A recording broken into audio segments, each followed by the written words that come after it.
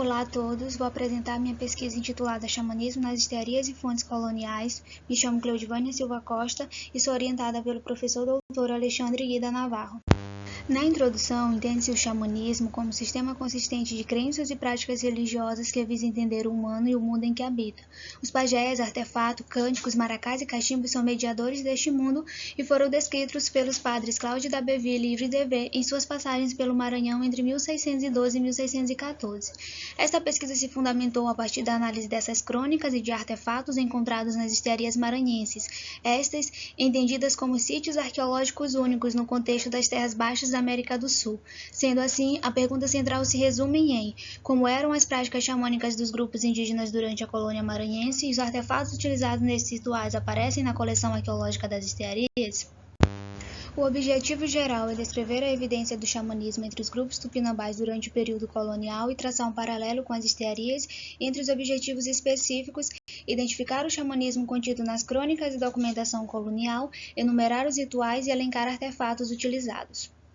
A metodologia da pesquisa se trata de um levantamento quantitativo das crônicas coloniais referentes ao xamanismo e, neste caso, história da missão dos padres caputinos na Ilha do Maranhão e terras circunvizinhas e continuação das coisas mais memoráveis ocorridas no Maranhão entre 1613 e 1614.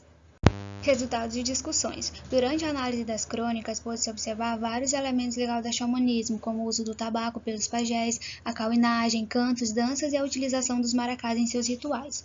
A partir desses elementos, pôde-se fazer uma análise comparativa com as materialidades abordadas nos estudos das histerias maranhenses, sendo que, embora alguns desses artefatos utilizados pelos indígenas do século XVII não fossem os mesmos que aparecem na coleção arqueológica das histerias, pôde-se observar um caráter semelhante no que diz respeito ao seu uso e significado no contexto cosmológico desses povos.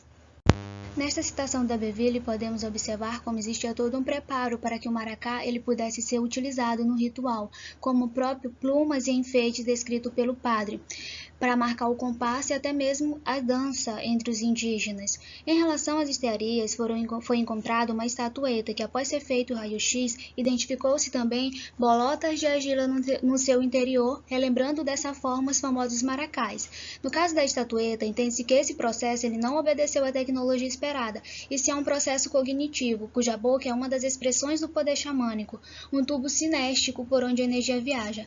Desse modo, o poder de cura do xamã se dá também pela boca. O padre Yves Devers descreve nessa citação como a erva do petu era introduzida num caniço. O caniço, cujo autor descreve, pode ser uma referência aos famosos cachimbos utilizados pelos pajés em seus rituais. A imagem ao lado é uma ilustração de um cachimbo encontrado em um dos sítios arqueológicos das histerias. A nível de demonstração, esta ilustração do Theodore Debré demonstra caraíbas sacudindo seus maracás e fumando tabaco, como uma possível forma de perceber como os indígenas estavam utilizando seus maracás e também fumando tabaco em um possível ritual. Conclusão. Com a leitura e interpretação das crônicas dos padres Cláudio d'Abbeville e Yves Devers, pode-se observar vários elementos que fazem parte do universo do xamanismo. No momento em que ficaram mais evidentes essas características foram nas festividades e bebedeiras, como exemplo da cauinagem, e pode-se observar também uma relação com as histerias maranhenses.